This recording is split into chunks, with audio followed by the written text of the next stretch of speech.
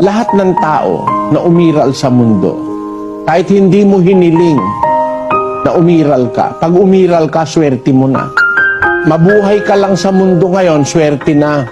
Kahit bulag ka, kasi you are given a chance para mabuhay doon sa darating kung magpapakabuti tayo.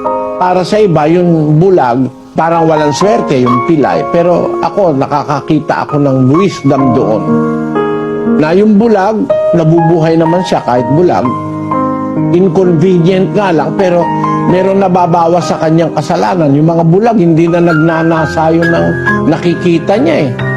Yung mga bulag, hindi na yun nangangalon niya sa pamamagitan ng mata. Meron kasi ng tao, mata pa lang, kalonyanan ng kalonyan ang ginagawa. Ikalawang Pedro 2:14.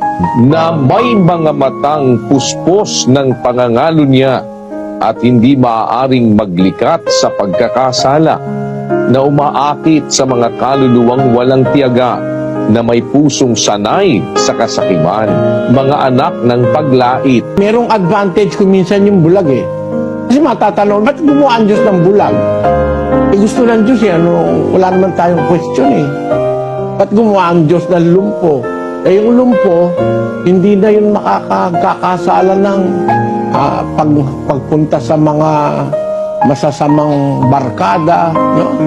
Kasi confined na siya sa kanyang kinalalagyan. Pero pwede siyang maging dapat sa Diyos. Katunayan sa Biblia, may lumpo, pinabangon ni Kristo.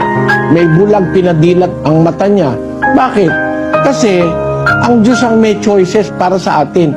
Pero pagka umiral ka, consider mo na isang kapalaran. Kasi dito sa mundo, kumbaga training ground dito, parang eskwelahan. Pagka nakagraduate ka rito, doon ka ngayon pupunta doon sa buhay na walang hanggan. May advantage kung minsan pag bulag ka. May advantage kung minsan pagka wala kang kamay. O merong wala kang paa. No? Karamihan sa mayayaman, hindi na nakakakilala sa Diyos ang karamihan. Mas maka-Diyos pa mahirap eh. Kaya para sa Biblia, kung Biblia pag-uusapan at yung general analysis of life, here and hereafter, sabi ni Kristo, mapalad kayong mga dukha. Eh di, swerte pala yung mga dukha. In what aspect swerte yung mga dukha? Basahin natin ang 6:20 ng Lucas. At itiningin niya ang kaniyang mga mata sa kaniyang mga alagad at sinabi, mapapalad kayong mga dukha, sapagkat inyo ang kaharian ng Diyos. Hindi pala malas yung dukha kasi meron silang swerte. Saan? Sa kaharian ng Diyos. Ang buhay, kapatid, hindi natatapos sa mundo. Merong tinatawag na afterlife. Merong tinatawag na buhay sa kabila. Tawag nung iba, kabilang buhay.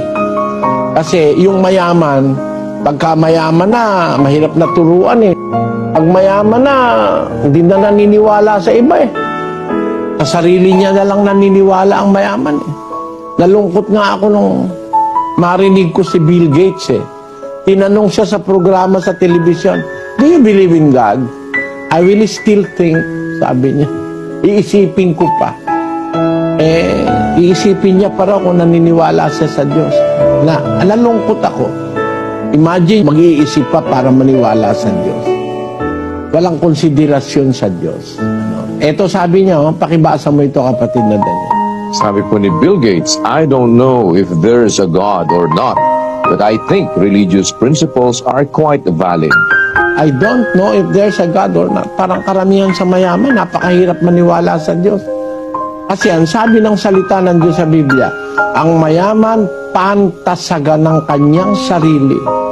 Ngunit ang dukha na nag-uunawa ay sumisiyas. Ang mayaman ay pantasaga ng kaniyang sarili, ngunit ang dukha na nag-uunawa ay sumisiyasat. Mabuti pa yung dukha eh.